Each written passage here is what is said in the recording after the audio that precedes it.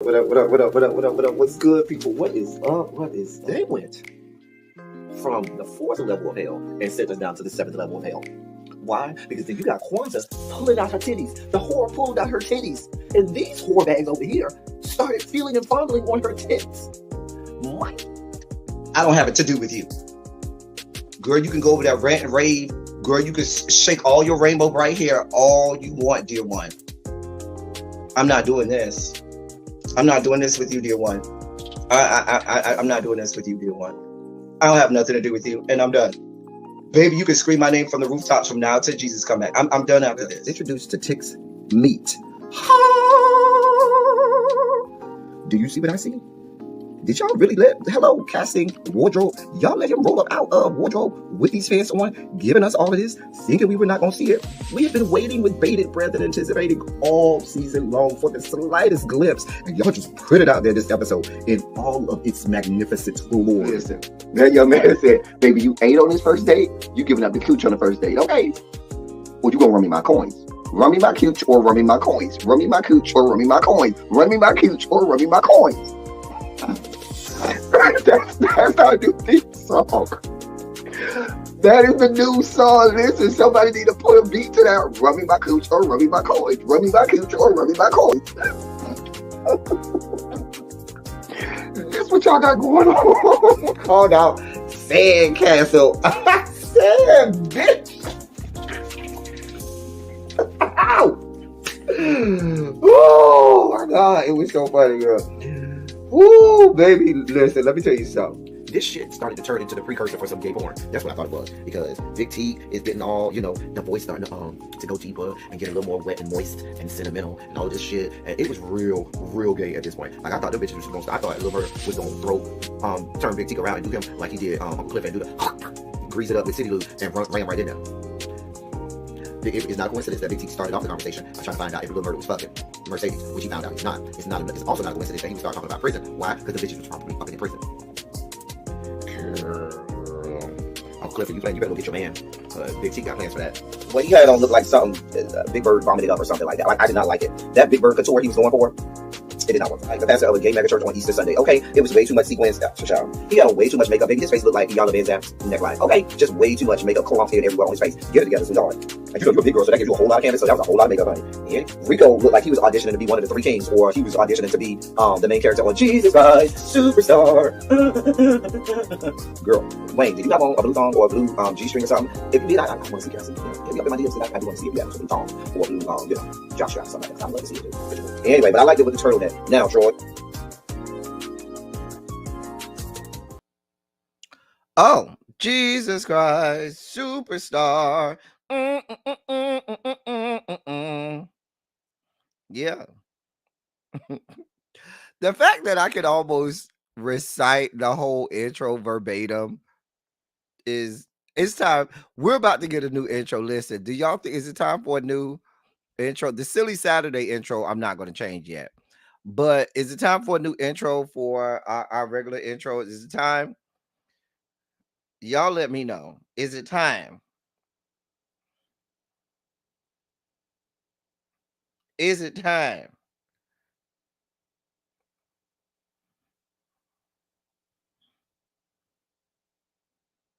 Is it time? Because I even though I do like the intro, it helps me out. I all of the parts, run me my cooch or run me my coin will always live in infamy.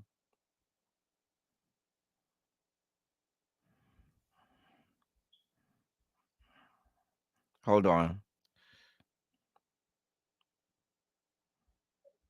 So, yes, it is time for new intro. Oh, Danny says it's time. Xavier says I'm gonna miss this one though. So you're saying it's time for a new one too, Xavier? So, L Love is here. Let me take attendance and then I have surprises. Hey, Diamond Pearl Gem. Hey, my love, Ravine, Lovely 31 Blueprint, Volvo. Hey, Cookie, Monk Chip. Hey, Monk Chip, Boo. L Love, you stay right there, L Love. Excuse me. Ravine. So Jeff, what's going on? I see the hall monitors are in place today. Therese, hey, my love. Danny, Xavier. Especially now where I know which videos they come from. Yeah. So, I set this over to the side. So, I got a package from L Love. So L Love sent me an email and said, "Hey L Teddy, I missed your birthday, but I want to send you something. So tell me where to send it to." So I told her where to send it to, and she sent me something. So I'm going to unbox it here for you all. So the first thing, because she knows me so well, she sent me some snacks. She sent me, of course, the GOAT, the best gummy worms ever. Y'all know I like anything gummy. Albanese gummy bears. Albanese is the best gummy bears imaginable. And some Swedish fish. I do like Swedish fish. So those are snacks we have. She sent me a whole box of stuff, y'all. A whole box of stuff. Shout out to L Love. She sent me this pillow that says Capricorn Facts, serving per container, one awesome zodiac sign, and then it has, stuff like 90% wild at times, 150% loyal to a fall, over 150% overthinking, 150% intelligent, 180% brutally honest, 200% sweetest if treated well, 200% cool, calm, and collected, 200% trustworthy, 255% problem solving, 500% lie detecting, and what is that? 2000% dangerous when provoked. That would be correct. So she said this as well. And the piece de resistance. She said it was a box in there. I said, well, what's in the box? So I was like, oh.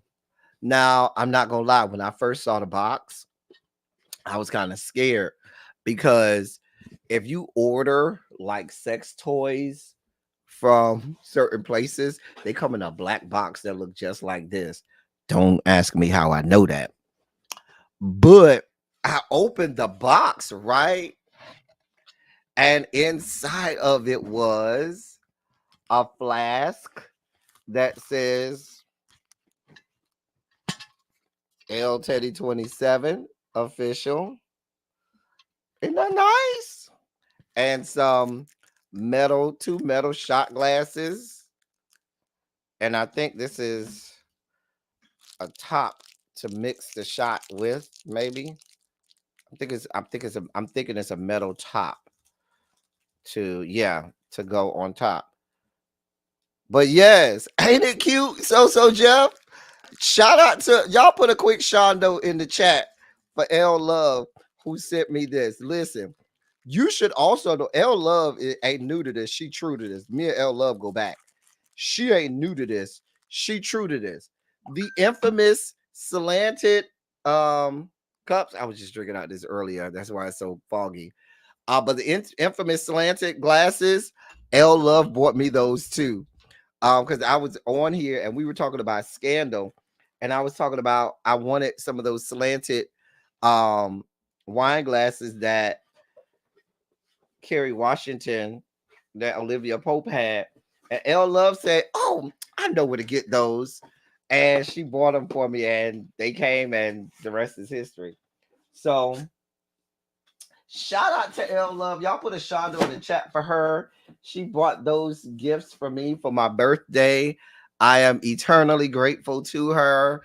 That is so nice. Y'all gonna make me feel like I am important or something, like I'm special or something. Ciao. Yeah.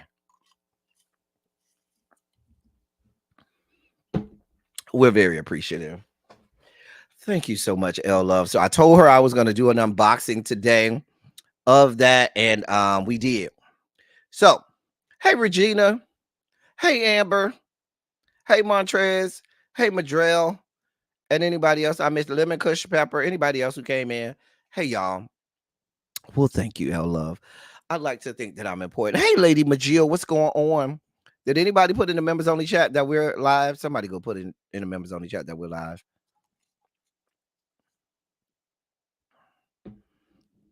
She'll be excused. Monk Chip said you'll be excused, L Love.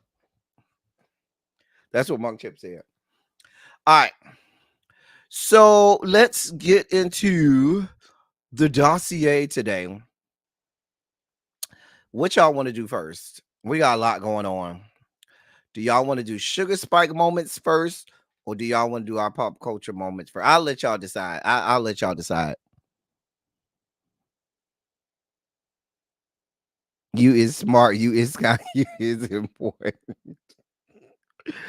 Dear God. Y'all tell me what y'all want to do first. You want to do Juanita Bynum first? Juanita Bynum is technically in our sugar spike segment today. Regina say pop culture.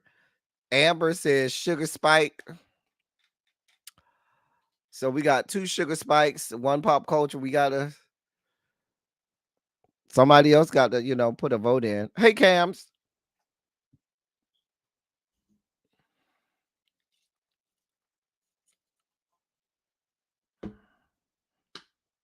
Tracy says sugar spike. Nicole Stevens. Hey, Nicole Stevens says sugar spike. Well, let's get our sugar spike segments out of the way. All right. Well, ladies and gentlemen, non-binary, gender-conforming members of our audience, I give to you our sugar spike segment.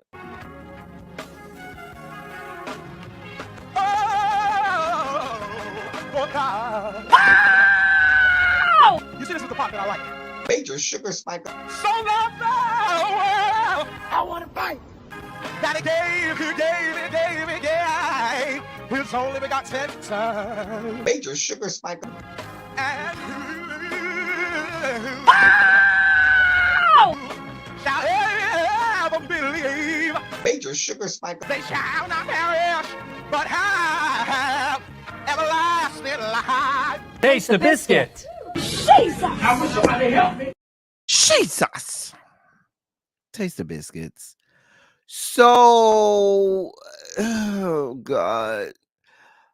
Oh, dear God. First up in our sugar spike segment, God of mercy, God of love, is y'all's girl. Oh, yes. Y'all's girl is first up in our sugar spike segment. And who is y'all's girl? I'm glad you asked.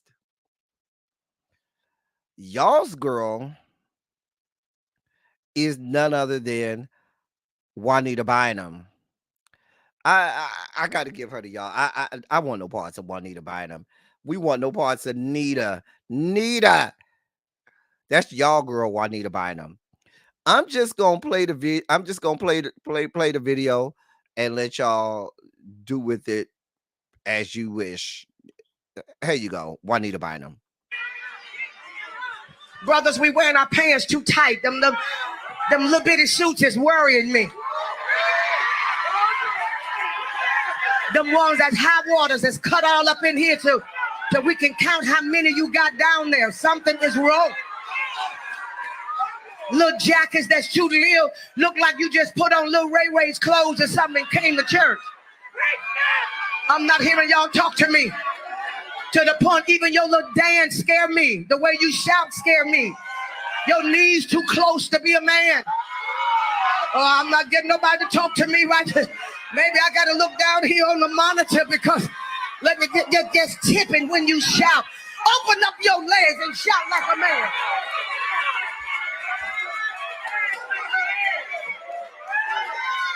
Y'all better come on here and say something.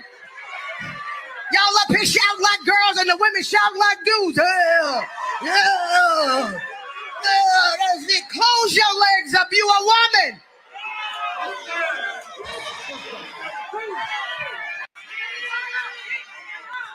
That's the whole clip. I don't know what y'all want from me. I just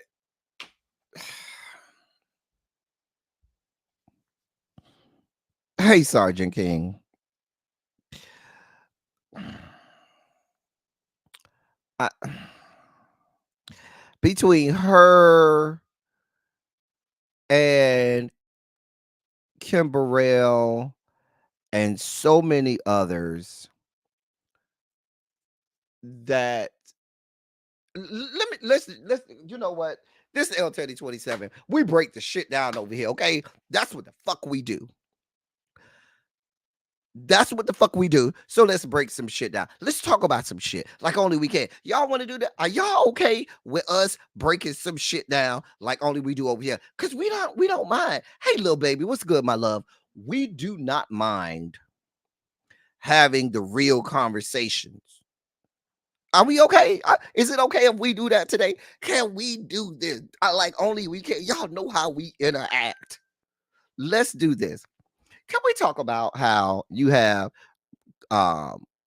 Kim Burrell's video earlier this week? Now you have Nita, who decided she was going to, stick her nose into the shit as well. And so now here we are.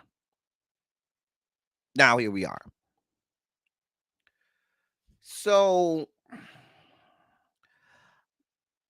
why is there so much hate, venom, and vitriol for the body of Christ? I mean, these are your parishioners. These are the people who celebrate you. These are the people who are in your amen corner, not the proverbial amen corner, the real amen corner.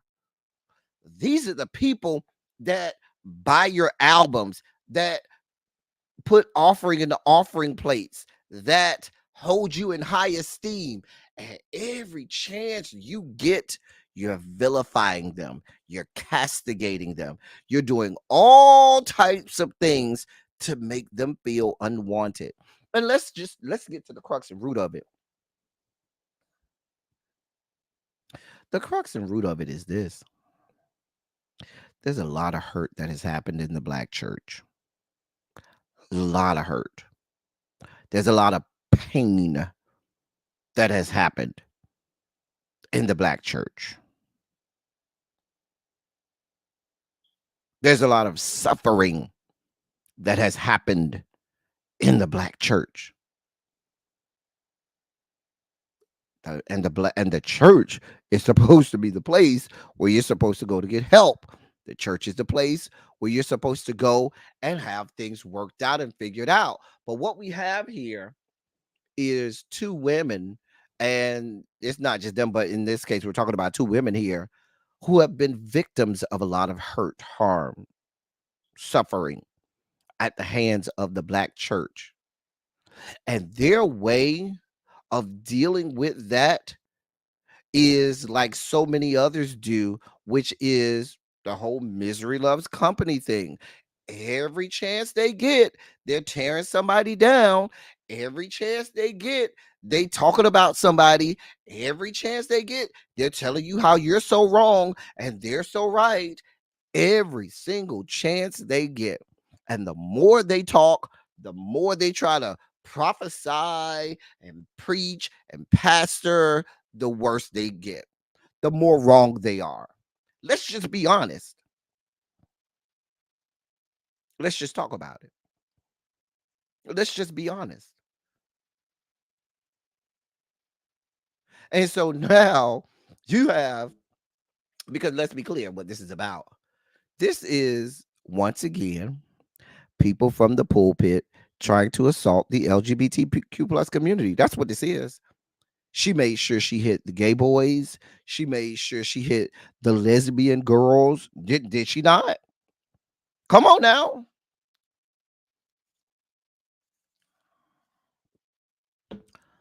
Because if you so deep, if you so holier than thou, if you're so wrapped in the spirit Juanita,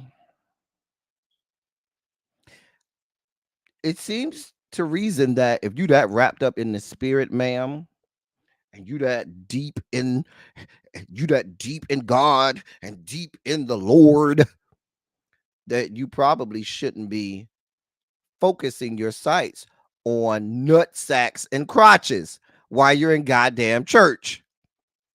Because let's be clear, you seem real vested in crotches and nut sacks. Let's just be brutally honest. Then you made sure that you not only because we know your story, Juanita. You told us your story. So let's just call a thing, Juanita. First, you come in, you looking for dicks and nut sacks. So you're crotch watching. Hello, professional crotch watcher here. I know what it's like. I ain't complaining, but you are, because you're mad because you seem to believe that the ones that got the most going on don't want your ass. And that's why you're upset. Then, because that's really why she's upset. She's upset because let's be clear. And I actually read a scientific research study that says, yeah, the larger penises are in the LGBTQ plus community. That's just what the science says. I ain't making this up. There are actual scientific studies that says the larger penises are with the gays. So she over here crotch watching, seeing shit that she wants, and come to find out, baby, they don't want you. They want each other. And now you mad. So now you're in the pulpit castigating these people. Hey, Tanya, my love. Hey, Just Patches.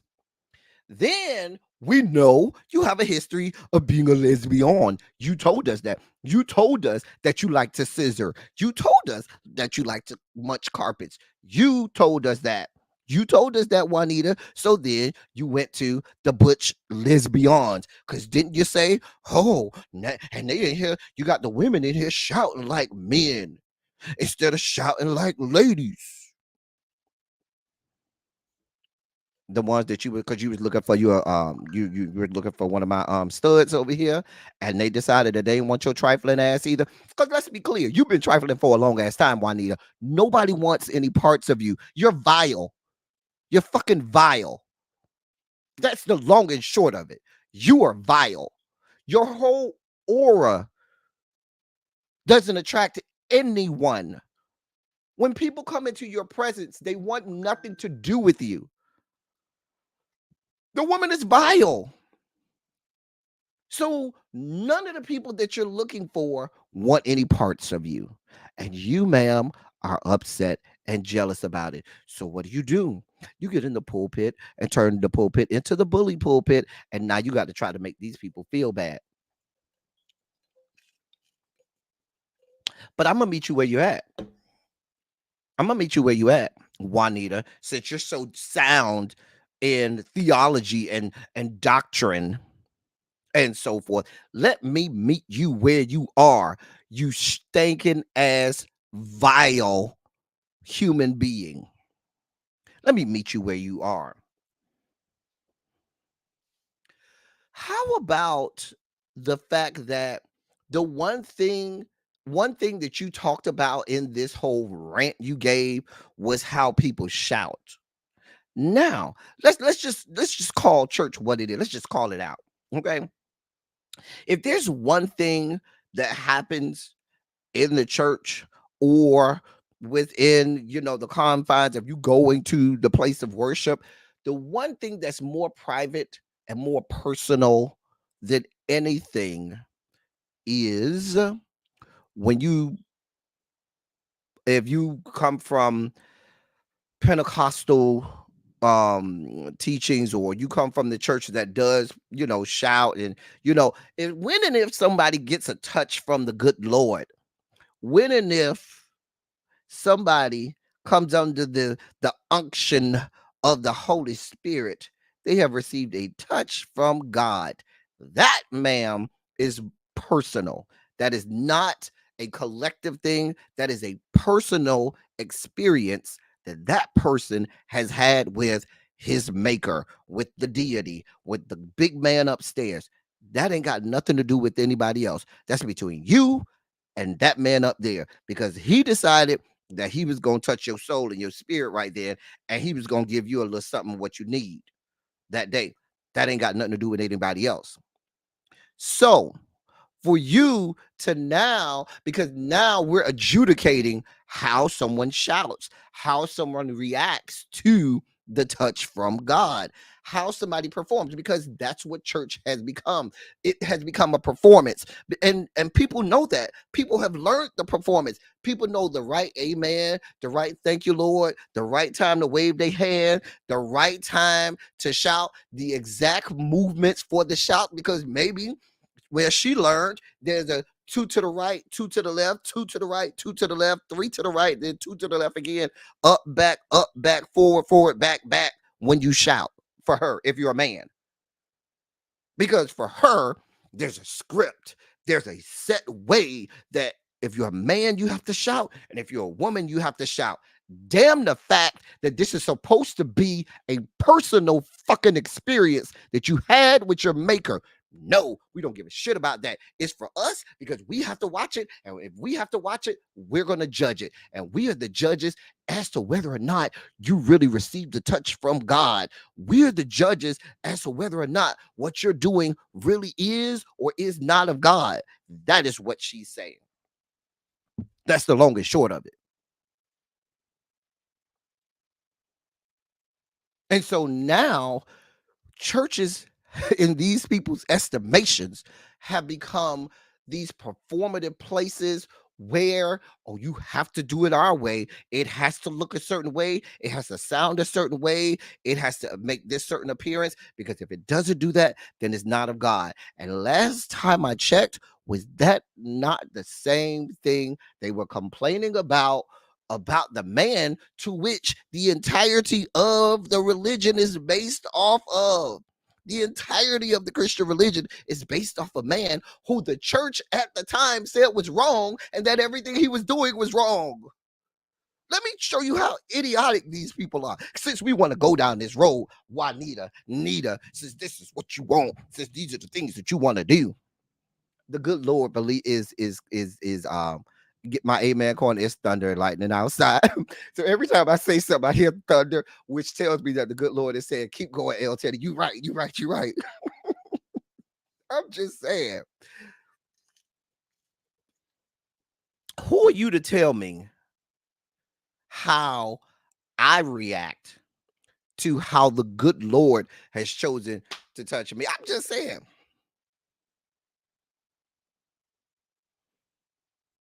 And let's be clear, Juanita, since we want to go down this road, Juanita, because now, Juanita, you telling people how they need to dress. Oh, because men, your pants are too tight. I don't like da-da-da-da-da, and I don't like da-da-da-da-da. Ma'am, men have penises, just like women have breasts. They're there. Ain't nothing you can do about it. You sound like the old ladies that used to say, oh, well, you can't wear pants the church. You can't wear makeup to church. You can't wear earrings to church. I grew up in church like that. How is that any different from what you're saying about how men should dress? I'm just saying.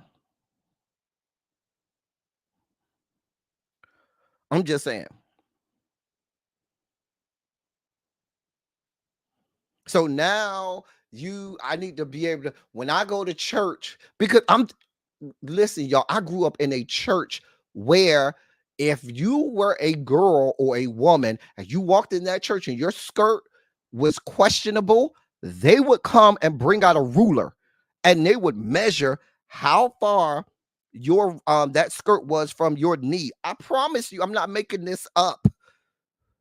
And when I say how far the ruler was from your knee, I'm not saying going from your knee up. I'm saying going from your knee down, because there wasn't no such thing as it being above the knee. No, ma'am, no God.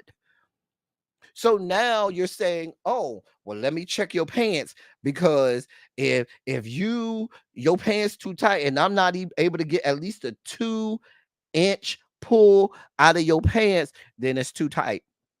Where do we draw the line? Like, what the hell? What are we doing? And so then what she's saying is, if you dress like that, then that must mean that you are either feminine or gay, or there's some questioning as to the veracity of your heterosexuality. That's what we got going on. I didn't know, ladies, I don't have a cooter. I do not, I don't profess to be somebody who is, well versed in the cooter nation. Is it a whole thing that when you go to church and you got a cooter that you got to shout with your legs closed? Like, I don't even know how you shout with your legs closed. Like, I don't even know how that works. I don't even think. First of all, ma'am, if you truly got a touch from the Lord and you felt the Spirit and it done took over, ma'am, I don't think you can quite control how you shout. I don't think in the middle of you feeling God, you said, wait a minute, God, hold on, God. Let me make sure my knees are together. Let me make sure that my legs are closed if I'm a woman. Oh, hold on, God, I'm a man. Let me make sure that my legs are open so Nita and the girls can feel like you really touched me. Because that's how they feel in their head. I promise you that they will preach a sermon that says, yeah, because God is a God of, I'm going to tell you where the premise is going to come. God is a God of decency and order, and God will not have you out here if you a man looking like you a woman, and if you a woman looking like you a man. So if he gonna touch you, your shout is gonna be heavenly, and it's gonna look, if you a man, like a man, and if you a woman like a woman, and God gonna make sure that that's how it happens. Really, Juanita, really. This is the idiocy that you got going on. This is the sound doctrine from the prophetess Juanita Bynum. Is that what you heard from the Lord? The Lord told you that you need to preach this. You need to go in and go in on these prints, because we done had enough of seeing these prints in church. Like, my sermon, my text today is going to be about your package and your print, and the fact that I can see each one of your pubic hairs through your pants. That's my sermon today, because I'm sure that's what God is concerned about. All the things going on in the world, all the things even going on in the church itself, falling down upon itself, but we worried about crotches and whether or not somebody's legs is open or closed.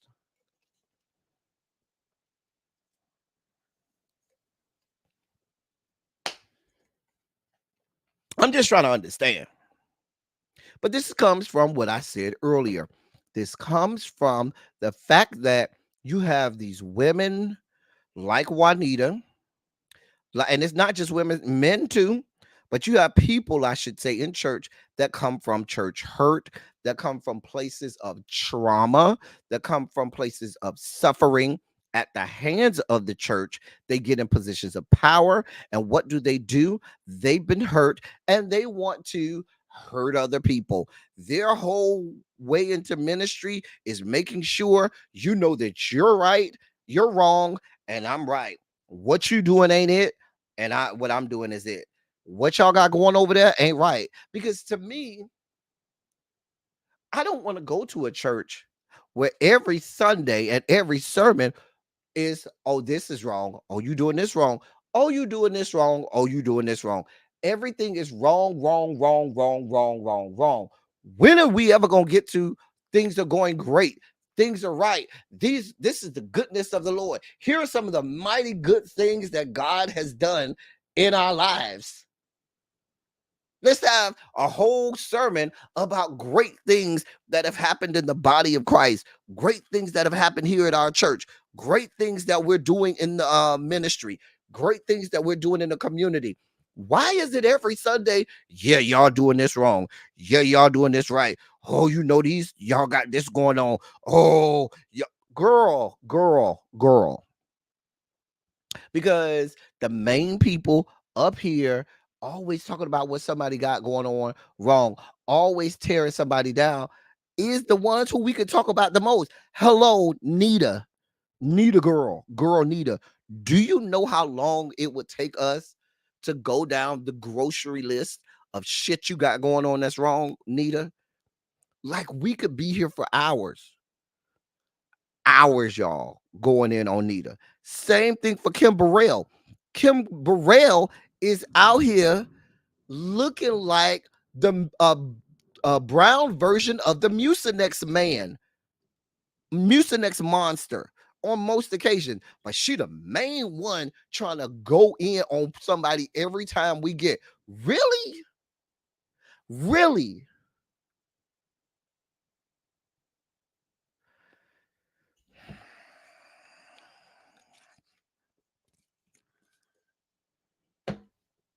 Because if we want to call a spade, Kim, if you went to the church I went to, Kim Burrell, they'll be dragging you because they'll be like, "How old are you, ma'am? And you ain't married to nobody?" Because you're a hussy and a whore, and men don't like hussies and whores. That's why you ain't married, because God know who you is, and that's why He ain't sent you no man. They'll find a whole scripture to justify Kim Burrell why you're wrong because you ain't married. I'm just telling you how this goes. Since you want to use scriptures to crucify and castigate people at any whim.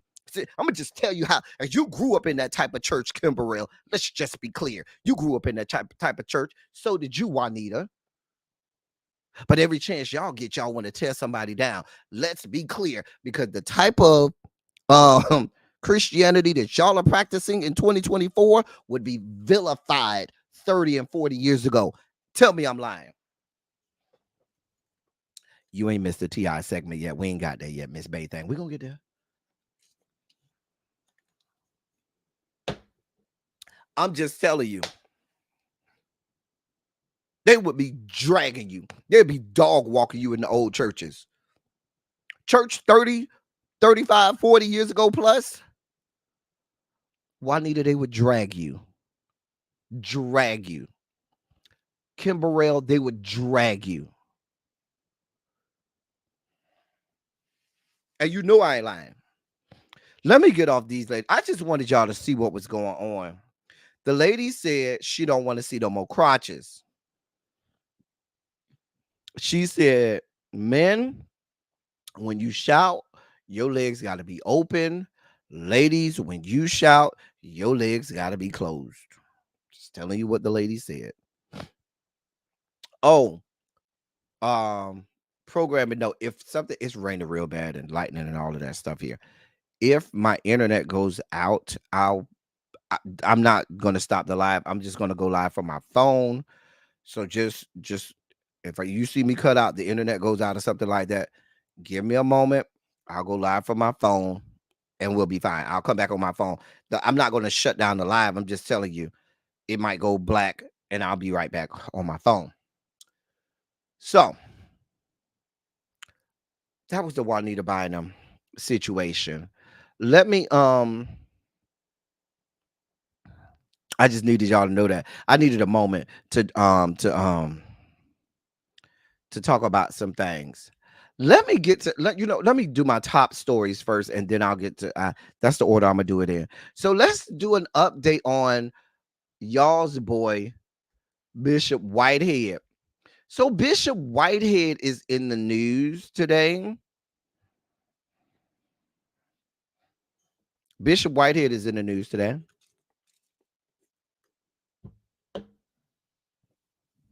Yeah, Sergeant King, it's real bad. I mean, it's storming out there. It is storming out there. Cha. So Bishop Whitehead is in the news. So we going from Juanita. We stand in the pulpit right now. So we went from prophetess Juanita Bynum to Bishop Lamor Whitehead. Now, here's what Bishop Whitehead got going on. So where's my story? There it is. The guy who robbed Bishop Whitehead, his name was Shamar Leggett. That's the guy who robbed Bishop Whitehead on the infamous video that made us know who he was, because we didn't know who the hell he was until his ass got robbed by Shamar Leggett. So Lamor Leggett is no longer with us. He was shot down by U.S. Marshals. Let me read this. Shamar Leggett is a career criminal suspected of robbing flashy Brooklyn Bishop Lamor Whitehead during live stream service, and now he's been gunned down by U.S. Marshals in New Jersey. According to reports, Shamar was third on the list of New York's most wanted fugitives and was killed on Wednesday during a confrontation with U.S. Marshals who were attempting to arrest him for the armed robbery.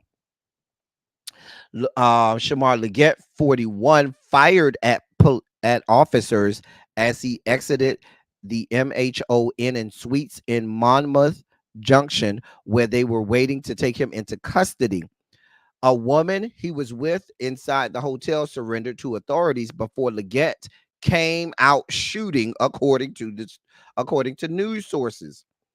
Leggett, who has served 2 stints in state prison, was identified as a suspect in the Brazen Church robbery last year after his 2 accomplices were arrested. And so he came out shooting, and you know what happens after that. You come out shooting at U.S. Marshals. Listen, it is what it is. Bro went on to meet his maker. I'm just saying. Tracy says she's trying to get a truck so she can go to his house now that it's in foreclosure to get really be her yellow. Not doing this with Tracy. Listen, somebody need to go and ask Bishop Whitehead, is he gonna do the funeral? Bishop Whitehead, I'm sure the Leggett family would love for you to come and do this good funeral for Shamar. I'm just saying, the man, make it full circle. The man brought you to the limelight and let the world know who. I mean, you need to be thanking him, Bishop Whitehead. Nobody knows who a Bishop Whitehead is without Shamar Leggett and his boys that, you know, catapulted Bishop Whitehead into the limelight. How else do we get catapulted in the limelight than having to lay prostrate, not prostrate before the Lord in due reverence, but prostrate on the ground because your ass is getting robbed at gunpoint? I'm just saying. So, and you were then thrust and catapulted into the limelight. So I ask Bishop Whitehead, can we get you to go and do the eulogy down to this young man's funeral? They need you down to the funeral, Bishop Whitehead.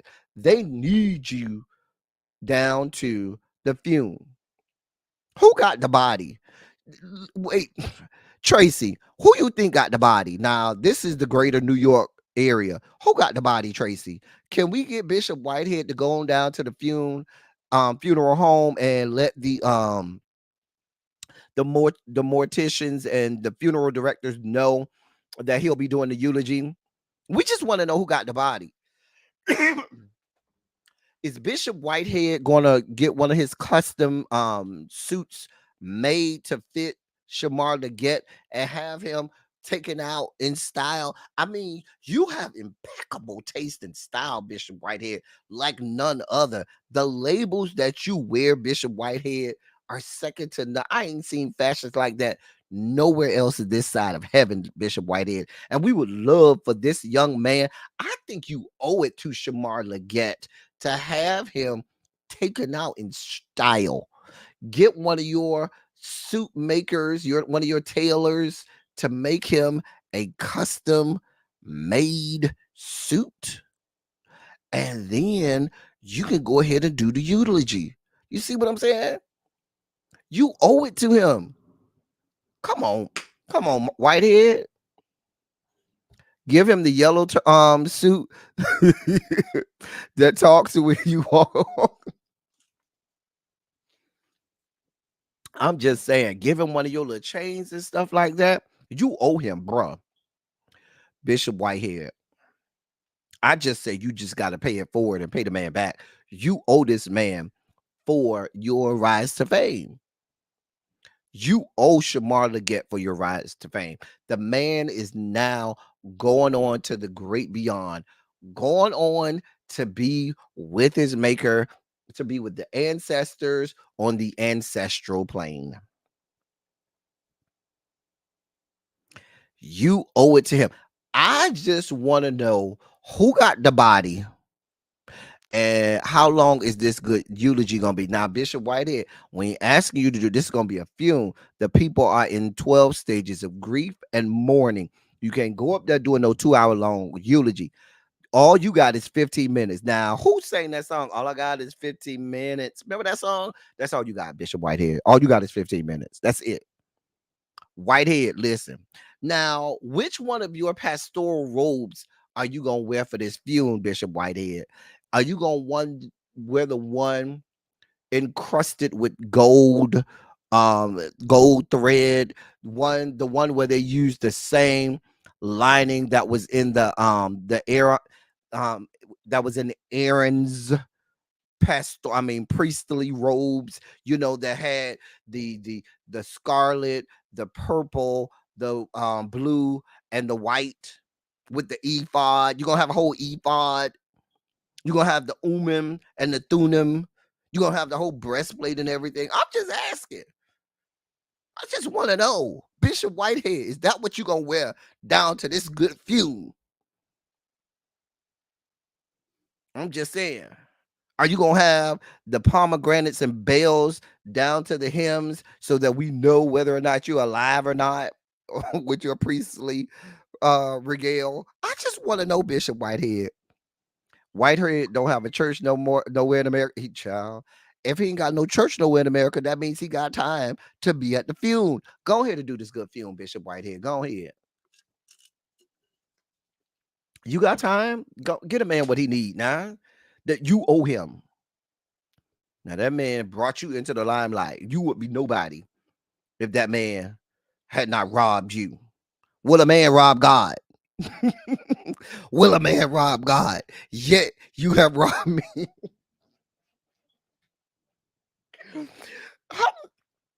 How many people your pastor every Sunday or your church every Sunday, when it was time for offering, would always read that Bible verse? Will a man rob God? Yet you have robbed me. How? In tithes and offering. You are cursed with the curse. Even this whole nation. They would read that every. Will a man rob God? Will a man rob Bishop Whitehead? Listen, that's your text, Bishop Whitehead. When you go up to do that good eulogy at the feud, listen. Whitehead gonna be up there. You're not gonna be able to see his face because he's gonna have so much gold and shit on. He gonna be shining. It's gonna be like when Bathsheba went to Solomon's castle and saw the temple of God and had to go like that because she said the gold shining off the side was too bright. That's how you gonna be having to look at Bishop Whitehead. His lips go have 44 layers of chapstick on it. Do you hear me? He's gonna have the Burt's Bees. He's gonna have the Carmex. He's gonna have chapstick, Vaseline. He gonna have 44 layers on these good lips of Vaseline. Then he's gonna come to the pulpit. They're gonna have to pull the mic stand down because he real short. Bruh gonna open his hand and clap. Will a man rob God? That's gonna be the text that he takes when he goes to do this man funeral. The man that robbed him and made him famous. Listen, that's gonna be the text. He's gonna get up, pop his lips with the 44 layers of chapstick, clap. Will a man rob God? Oh, y'all so stupid. I'm not doing this with y'all. Oh God, y'all stupid. Oh, y'all so stupid. I'm not doing this with y'all. Will a man rob God? Come on, Bishop Whitehead. The people need you to do this good funeral. They need you at the funeral. Will a man rob God? I'm telling you, why am I? You owe me some money, Bishop Whitehead. Now I done made this whole eulogy for you, Bishop Whitehead. I done picked out your garments. I done, gave you your text. We can get Shaka to come sing Going Up Yonder if you want us to. Shaka, we can get Shaka to come. Where's my fan? Where's my fan? Where's my fan? Damn it. I done lost my damn fan. But we can get Shaka to come with that fan to make sure she don't miss the words. If anybody asks you where I'm going, where I am going, see you here. I'm going up yonder. That's what the woman sang. Words on the back of the fan. That's I'm trying to tell you. I'm just trying to tell you. Listen, the man, Shamar Leggett, may he rest in peace. I don't know if he made it upstairs or downstairs. That is not up to me. For those of you who believe in upstairs and downstairs, I don't know where the man at. All I know is he ain't here no more. He is going on to wherever you go when you go take your permanent dirt nap. The man went to take a permanent dirt nap, and he ain't here no more. Whitehead, you owe that man. Go get that young man his good eulogy. Can I have any members of the Leggett family reach out to Bishop Whitehead? Make sure that you contact him to let him know when and where, who got the body, what church the funeral gonna be at, and all of that good stuff. So T.I. is in the news. You got T.I. is in the news. Tip Harris. Tip Harris, you know, that young man. He in the news. So, according to T.I., he said, this ain't me, this is him. He said he never want his kids to be entertainers. Let me read this. T.I. has admitted that he never wanted his children to become entertainers, despite a number of them following in his footsteps. In an interview on Arian Simon's Fearlessly Living podcast, the What You Know rapper said he believes the world needs more Black people in worthwhile professions to help cure society's ills. Quote, I never really wanted them involved. I just know how much treachery, how much betrayal, and how much of the dark side that exists in this. And I never wanted to expose them to that. I wanted one of my kids to dive into real estate. Also, I think it's not enough lawyers, doctors, engineers, architects coming from our households. We got 1,000 rappers, producers, DJs, models, actors. Not that there's anything wrong with any of this, but for us to evolve the way that I envision us evolving, I just feel like we need more Thurgood Marshalls. We need more Ben Crumps. We need more than just entertainment. We can't just entertain our way out of the slump that we're in. End of quote. It's worth noting that many of T.I.'s children are actually already in or entering the entertainment industry. His sons, Domani and Messiah, are up and coming musicians, while his 7-year-old daughter, Eris, is a budding singer. The rapper's 19-year-old son, King Harris, is also a rapper who has made headlines in recent years for various controversies outside of music. One astute Instagram commenter highlighted this contradiction, writing, quote, the moment they were a part of their reality show, it was over. It's two types of celebrity parents: those who shield their kids from the spotlight and those who put them center stage. End of quote. Regardless of T.I.'s desires for his children, there's no denying that they've been in the spotlight a lot recently, and not always for good reasons. And the article goes on and on. Listen, T.I., Tip,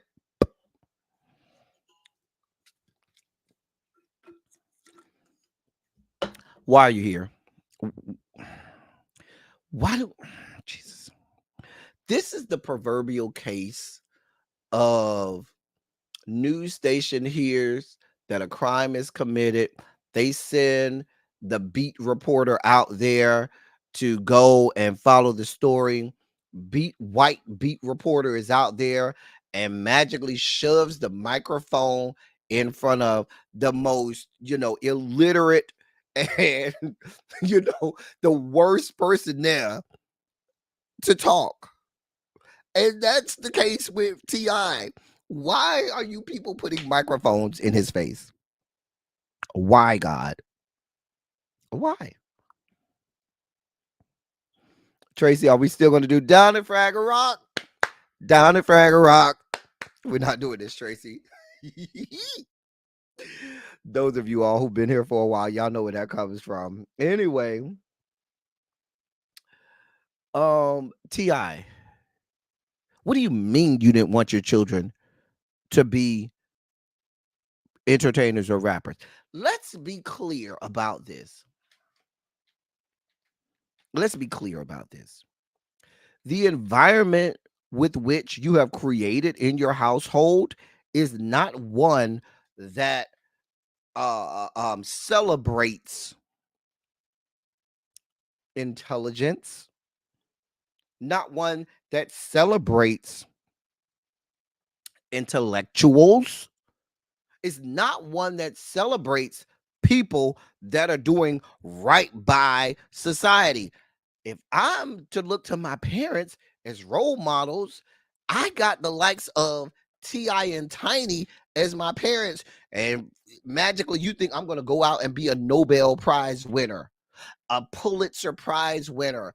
I'm going to find the cure for cancer. I'm going to be a famed attorney. Because the example I have is when my dad was arrested for drugs. And when I saw my dad arrested, that was the catalyst for me going and having this burgeoning law career. Really.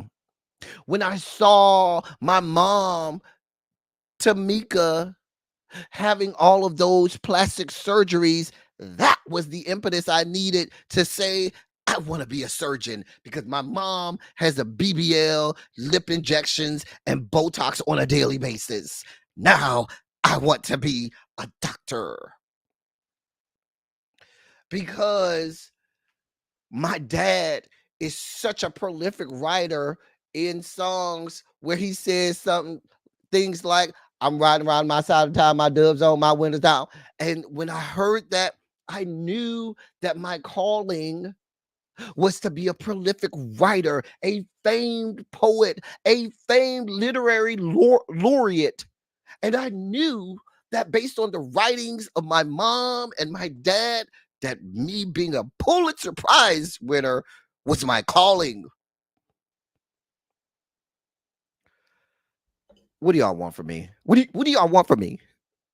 Like, literally, what do you people want from me? Oh, God.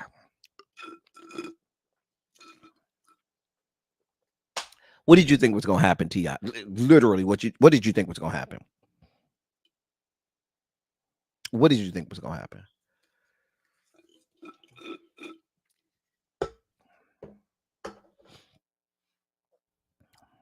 I felt a moment of exigence to become a lawyer, because I felt someone needed to represent all of those women that I saw walking into the downstairs dungeon where Shekinah sits at the door, and my mom and dad are waiting on the inside with the various sex toys and whips and chains to participate in the weekly sex parties in their sex dungeons. And when I saw that, I knew that it was time for me to become a lawyer, because someone needed to represent these women.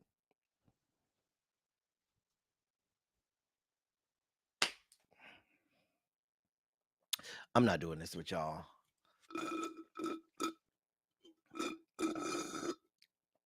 I don't know what y'all want from me. I don't know what y'all want from me. This is what we got going on in these yet to be United States of America.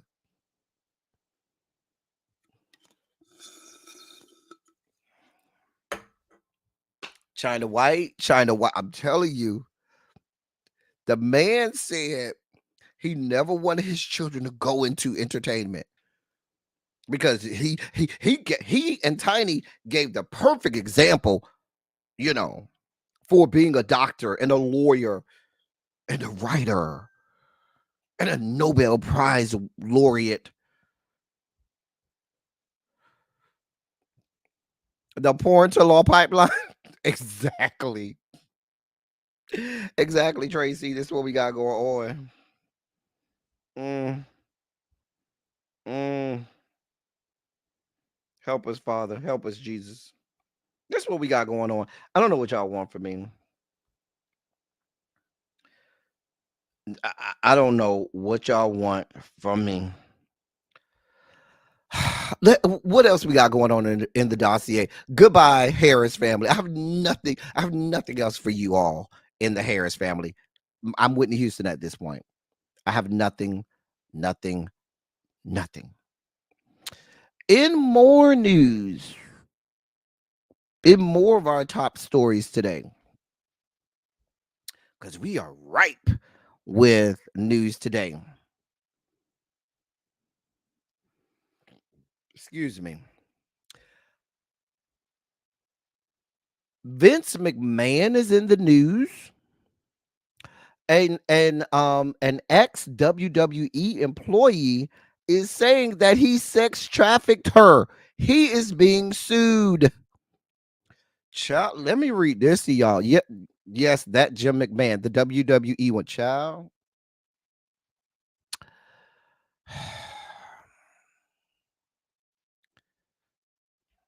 So, a former WWE employee is suing Vince McMahon, claiming he repeatedly sexually assaulted her, sex trafficked her, and then paid her off to stay quiet about it all. The disturbing allegations were made by Janelle Grant in a lawsuit filed on Thursday in federal court in Connecticut. In the lawsuit, she says she met McMahon back in 2019 at a time when she was at rock bottom. She says her parents had just died and she was struggling to find work. However, she says after being introduced to Vince McMahon through a mutual friend, he promised to get her a gig with the WWE. But according to the lawsuit, as Vince McMahon was finding her an entry-level role in the company that he owns, he slowly began to use his life-changing promises to coerce her into various sexual acts. Janelle Grant says just after she was told she had a legal administrator coordinator job with a salary of $75,000 inside his wrestling organization, he, quote, trapped her in an impossible situation, end quote. In her lawsuit, she alleges that she feared adverse career and personal consequences and legal retaliation if she declined his advances and began to engage in what she called non-consensual sexual activity with him.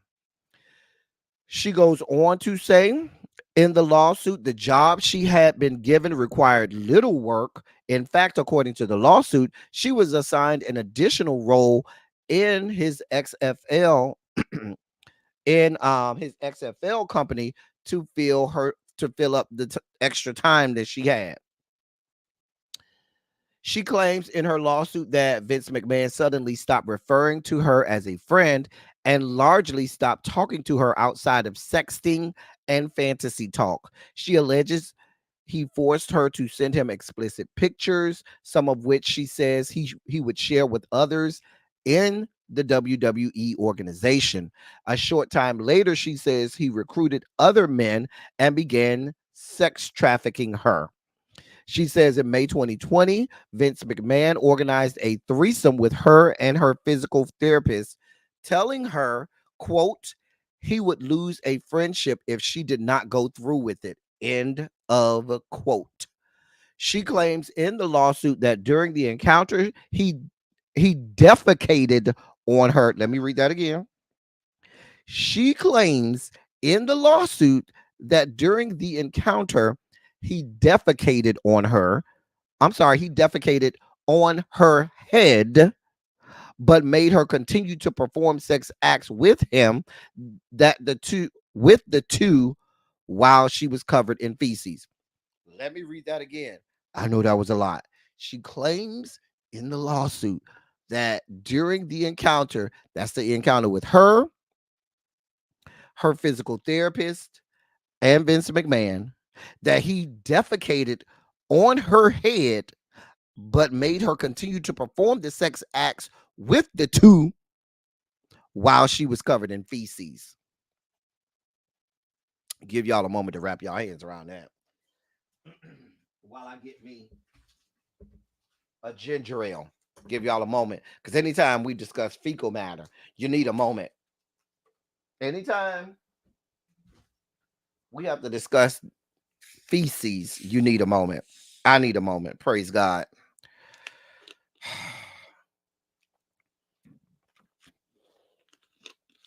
Mm. All right. She alleges in the days following, he texted her, quote, "I'm the only one who owns you and controls who I want to fuck you." End of quote. Several months later, the lawsuit states Vince McMahon recruited John Laurinaitis, a former WWE superstar who was at the time a high-ranking executive in the company, to join them. She claims Vince McMahon pressed her to send explicit pictures to Laurinaitis. In December 2020, she says he arranged for her to have a threesome with him and Laurinaitis. She says in the months afterwards, she was moved to the WWE's talent relations department, where she reported to Laurinaitis. Once that move happened, she stated in her suit that there was an expectation from both McMahon and Laurinaitis, quote, that she engage with Laurinaitis sexually, both physically and with explicit content. End of quote.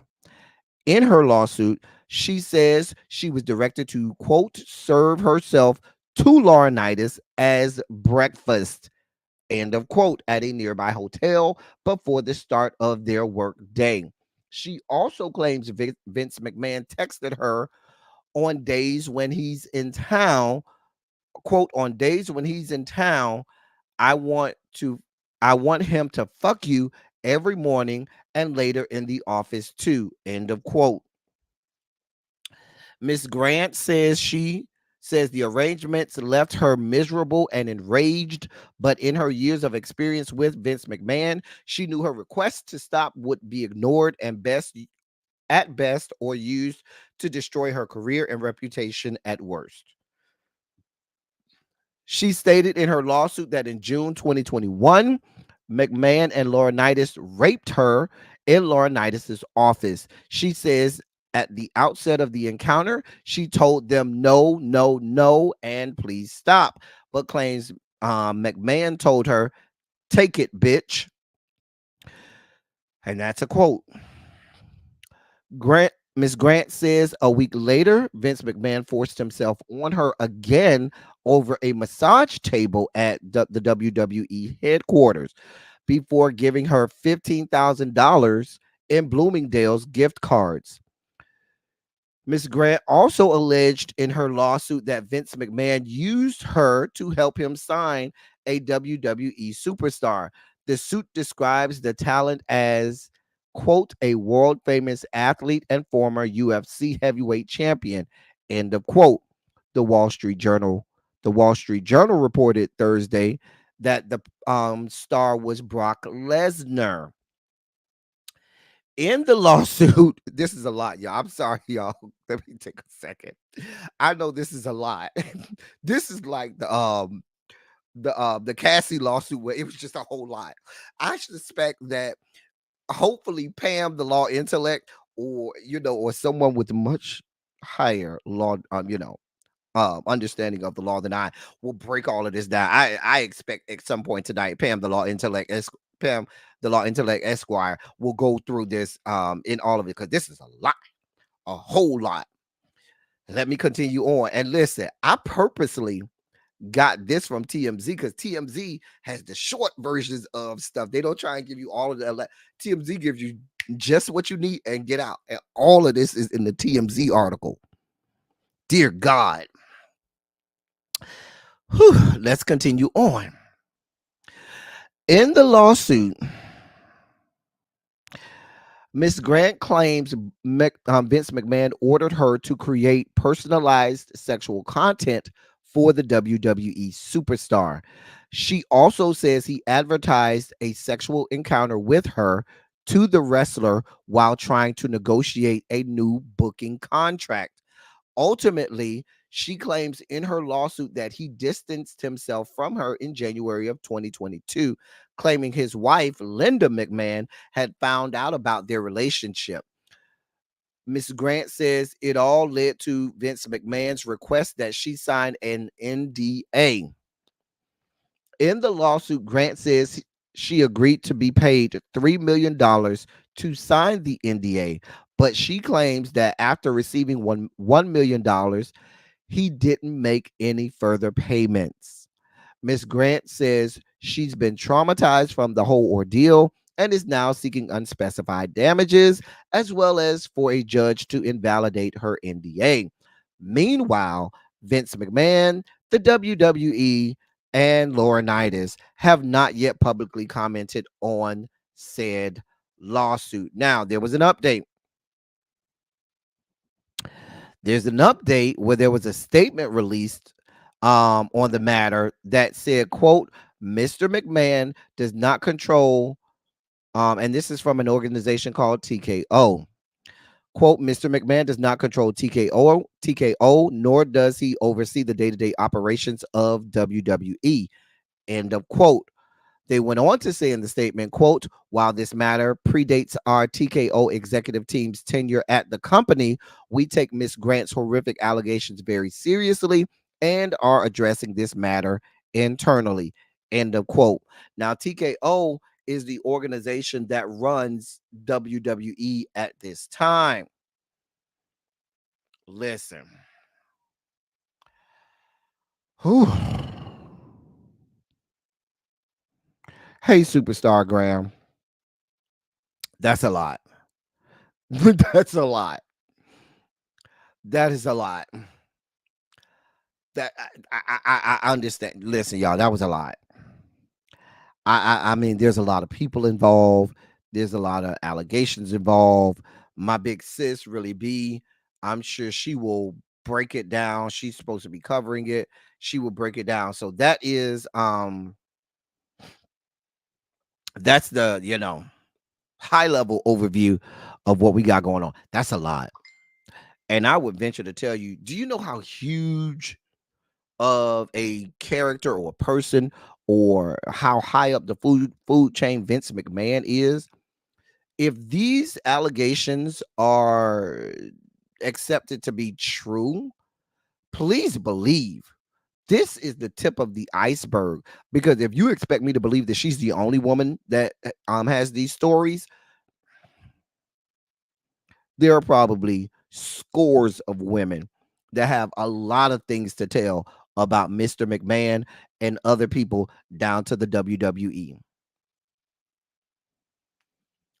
Now, y'all should have paid that woman her money. Y'all said y'all was gonna pay that woman that $3 million for the NDA, and so she could be quiet. Y'all paid her $1 million, and y'all owed her $2 million, and y'all stopped making payments. So she said, "Okay,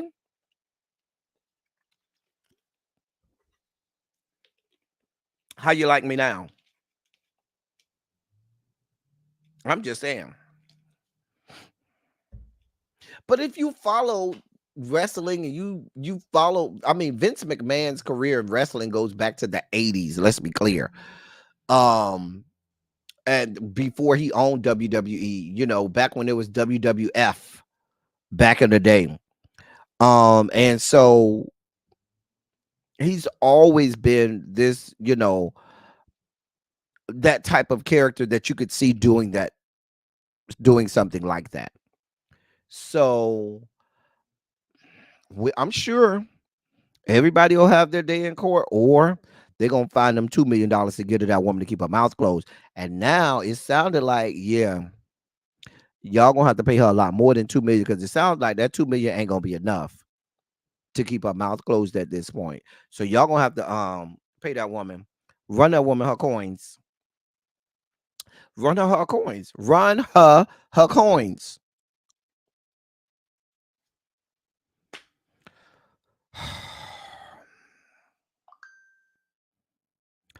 I believe all parts of it. Let's be clear. Am I the only one who believes every word, syllable, letter, and character of what that lady says happened? I believe all of it. I believe all of it. There's not a part of it that I do not believe. There's not a part that I don't believe. All of it. So Jeff say Cassie set the tone. Did. But that's why when I look at some of these other allegations that people are making, y'all ain't follow the blueprint. Cassie gave y'all the blueprint.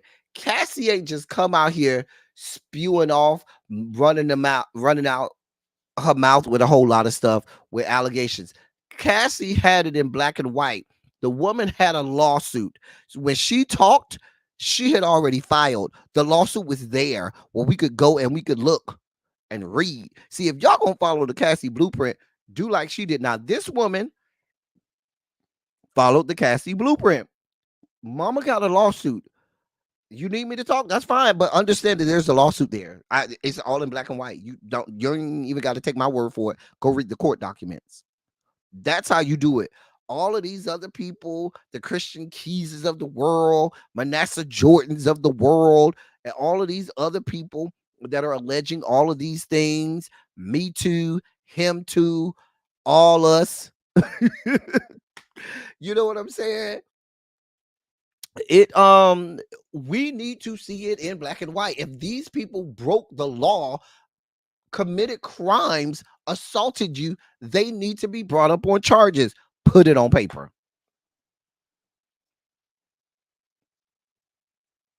Because if you're just telling us, ain't nothing we can do. It's nothing we can do for you. We don't have a courtroom to put you to have you adjudicated in, have that person adjudicated in. We ain't got the Chanel bangles or the prison to put them in. We don't have none of that.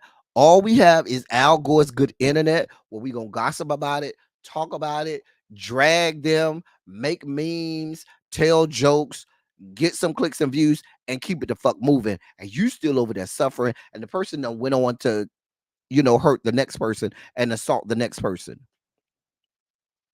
We need you to put it on paper. I'm just saying. That's ooh, the dossier today is kind of packed. We don't win a whole lot of places today in this good dossier. Lord. Grr. Yeah. In more news, as the world turned, Kevin Gates, oh yes, that Kevin Gates, your favorite guy, Kevin Gates. He's in the news. He was on the Breakfast Club in full tuxedo. Let me read this for you, because I ain't gonna read the headline. I'm just gonna read the article so y'all can wrap y'all hands around this fuck shit and fuckery.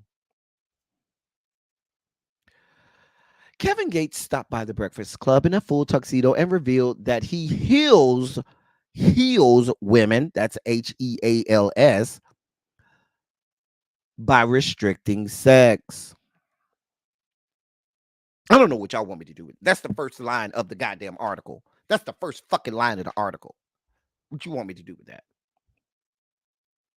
Kevin Gates stopped by the Breakfast Club.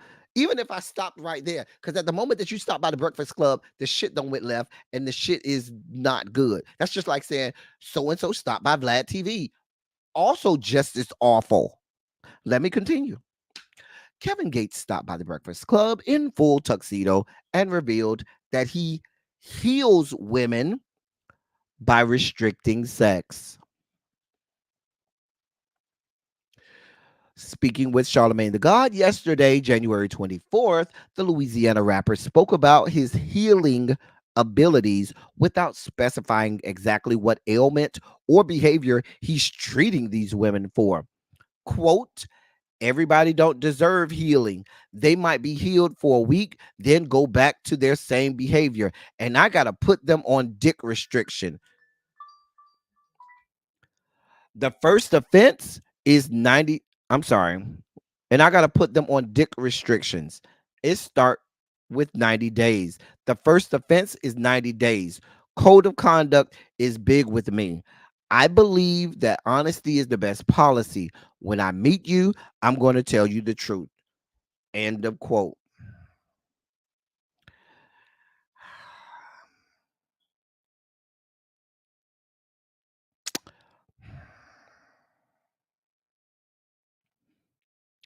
I don't know exactly what y'all want me to do with that.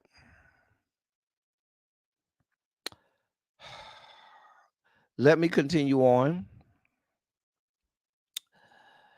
Oh, dear God. Last year, Kevin Gates admitted to drinking a cup of a woman's urine while operating a motor vehicle, and he loved the taste because she was, quote, super clean. In a bizarre interview with Fancy Talk Show, Gates was asked if he'd ever partaken in any golden showers during sex. The rapper adamantly spoke about how he enjoyed drinking women's urine even when the connotation wasn't sexual. Quote, I love for a woman to piss in my mouth. I love for a woman to piss in my mouth. That's beautiful. I had a woman pee in a cup while I was driving and I drank it right there because there was just nothing.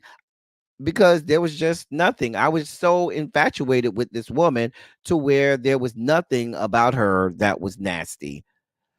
She's super clean. She like me. She likes me. She drinks. She like me. She drink nothing but water all day. So her piss ain't got no taste. End of quote. I don't. What the fuck do y'all want me to do with this shit? What the fuck do y'all want me to do with this shit? So the man says, if you need healing, he's willing to heal you. We don't know what you need healing from, but the man says, if he see you need healing, you're going on restriction, dick restriction, 90 days. Hey, sir. Hello, sir, bruh, bruh. Come here, bruh. I got a news flash for you, sir. Withholding your dick from her ain't healing her from nothing. Insert crash of lightning and thunder right there. Newsflash. You withholding dick from her ain't healing. We don't even know what she's being healed from. Like, what are we talking about here? If anything, you might be doing her a favor. She may not want that raggedy ass dick you got over there. I don't even know what you got going on over there. I don't even know that I want to know what you got going on over there.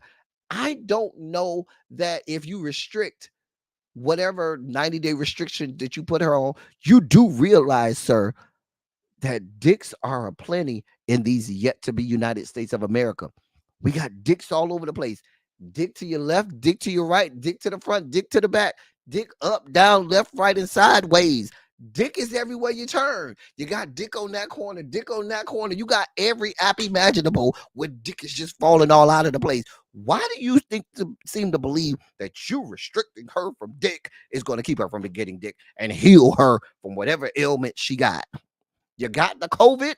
Go see Kevin Gates because he can restrict you from dick and that's going to heal you from whatever you got going on. Having mental illness problems, great. Go see Kevin Gates, and he can restrict you from having any parts of his dick, and that'll heal whatever you got going on. I don't think that when the good Lord or the prophets and apostles were writing the Bible and talked about healing and healing hands and how to heal people, that they wrote in there, restrict them from Kevin Gates's dick as a method of healing. I don't think that in the American Journal of Medicine, when they write down ways with which to heal or cure people of whatever ailments they have, I don't think one of the, prognoses says give them one shot of restriction from Kevin Gates's dick for 90 days.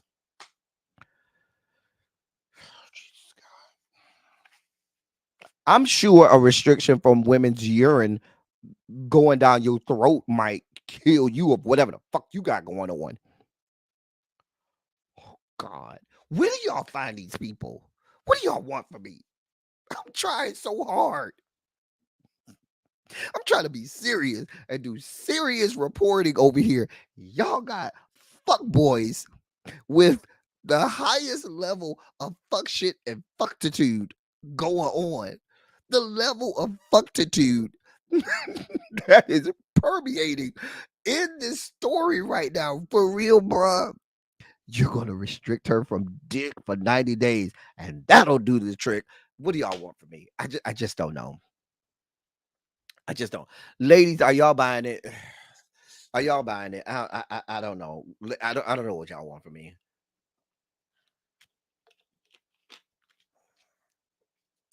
Moving on, as the world turns, Tracy, can you tell me what time Really Be Live is starting? Tracy, let me know what time Really Be's Live is starting.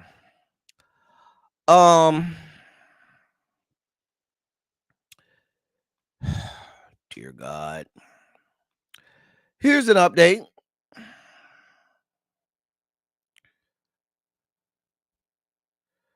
Here's an update.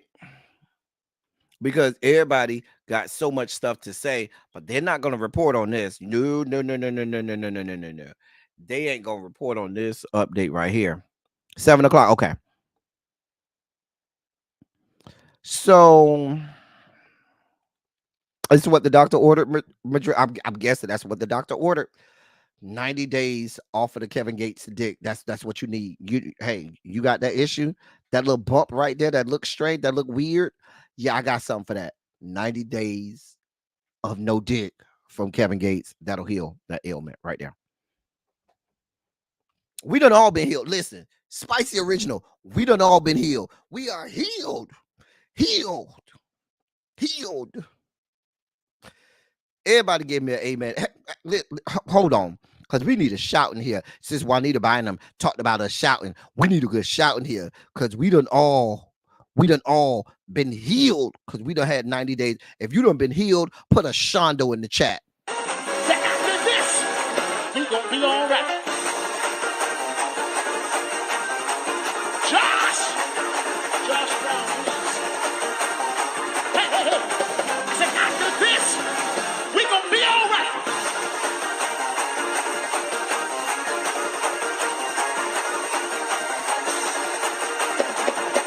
Wait, hold on, and live long. I'm sorry, that was my healing day. Juanita, was that the right type of shouting? I just want to know. Somebody go ask Juanita, was that right? Juanita, did we get that right that time with the shouting? Just want to know. We don't want to be wrong. Was the little boy legs open far enough? I'm just want to know. Yeah. Child. We are all healed. Do we need another shout here? Listen. A Spicy Original. We are healed. We gonna get one more shout here. One more shout in, because we are healed. Healed. After this, you gonna be all right. Josh Brown. Hey. Say after this, we gonna be all right.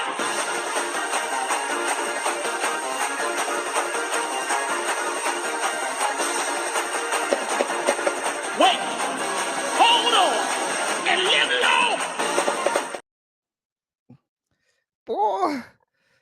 Hey, hey, we got healed. Heal.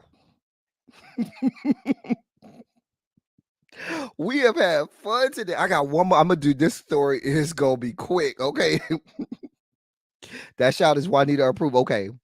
Harold, Harold, we've had a great time today. Harold, you might have to red ball this. Which is what this is one of those good. You know how every now and again we have one of those lives that's just real good. Today's live was real good. Real good. Anyway, so y'all know we done had our girl Fani in the news with this whole divorce trial. I broke it down the other day how this was much ado about nothing, how they done been getting divorced since 2021, but now all of a sudden they asking for her to be deposed and stuff like that. Mind you, Fani Willis um unveiled the lawsuit against Donald Trump last September, right? The whole case against Donald Trump and all of the 19 people came out in September of 2023. Magically, 1 week later, in this divorce case that had been going on for some 2 years already, the lawyers for Joycelyn Wade said, "Oh, we'd like to make a motion to reopen discovery so we can put more things in there." Then you got this, one of the co-conspirators in this Trump case that filed this motion alleging that Fani Lewis has this nefarious relationship with Nathan Wade and so forth, and demanding that they unseal all of the documents from the divorce proceedings and everything, because there's a there and there's a smoking gun. They unsealed the documents, and guess what? Fani Willis's name is not mentioned one time in the goddamn documents. Not a single time. Zero. Dolo. Nothing. Nada. The big zipperoo. 0 times was Fani Willis's name mentioned in the unsealed original court documents from the entire divorce proceedings, which have been going on since the year of our Lord 2023. Not a shred of anything mentioning Fani Willis at all. I told y'all what this was from the beginning. I told y'all from the beginning what this was. I told y'all what this was from the beginning. It was a red herring. It was to get y'all sights and mind off of what was going on. And what was really going on is the fact that Donald Trump has committed a crime, and he's in the great state of Georgia where he cannot be pardoned, where if they say your ass go to jail, guess what? Your ass is going to jail, Mr. Trump. Ain't nothing you could do about it. Not even the governor of the great state of Georgia can pardon you. Nobody, nothing can get you off of this. And they're trying to distract you. They're trying to get Fani off of this case because Donald Trump, first of all, Donald Trump ain't trying to have his ass in jail. Second of all, even if he does have to go to jail and go down, the last thing he's going to want to do is have the person that brings him down end up being a black woman. Oh, no, no.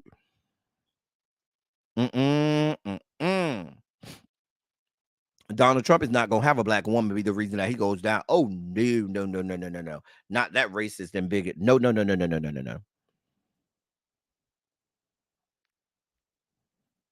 I'm telling y'all, people been over here screaming from the rooftop.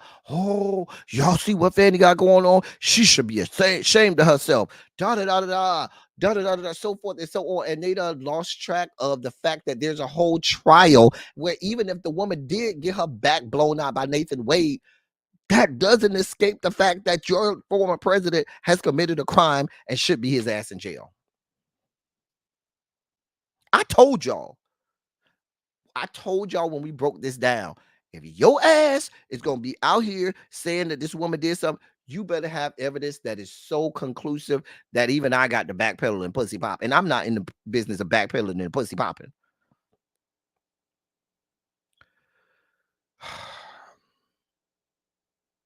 Listen, I had a lot more to say today. We had to spend some time on Nita. We did.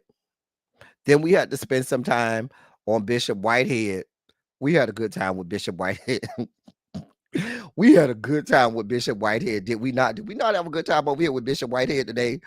Then we had to spend some time on T.I. It was just a lot that we had to do today. I didn't even get to go through because I wanted to bring to you all the stuff on Luther. There, the documentary with Luther is getting some good reviews so far. There's a documentary that's making its way through the indie circuit called Never Too Much, which is a documentary on Luther. I was supposed to give y'all the story of White Lotus star Tom Hollander, who says he accidentally received Tom Holland's 7-figure Avengers bonus check. So you got a 7-figure check that you got. It was supposed to go to Tom Holland, but it went to Tom Hollander. Child, you got that man's check. Did you cash it? I was supposed to go over that. Maybe tomorrow. We about to get out of here. Really B is about to go live. We talked about Vince McMahon. And Really B is about to go live and give y'all more. I didn't even get to Governor Hot Wheels today. Hell, I did not even get to Governor Hot Wheels today. So much news, so much to break down. Oh, programming alert. I'm not going to be here Saturday, but my goal is tomorrow to do a pseudo silly Saturday tomorrow after Really B's live. So we'll have prime time tomorrow, probably around 8ish, where we'll do silly Saturday on Friday. Okay. So we'll do silly Saturday tomorrow night, probably around 8 o'clock. So I need to make preparations for that today. Dear God, that's a lot of prep. Anyway, we'll do that. I had a great time. With y'all. If y'all had a good time, put a Shondo in the chat. If y'all had a great time today. It was an epic live today. Epic live today. As I always say, I love y'all. I love on y'all. Thank you all for being vocal, present, and active. Thank you for doing what you do. Thank you for any and all contributions that you make to the channel. They are much obliged. They're much appreciated. Listen, I'm about to send y'all over to my big sis. Has she started her live yet? Tracy, did she go live yet? Yeah, I hope y'all had a good time today. I had a good time with y'all. We talked about the church and Nita.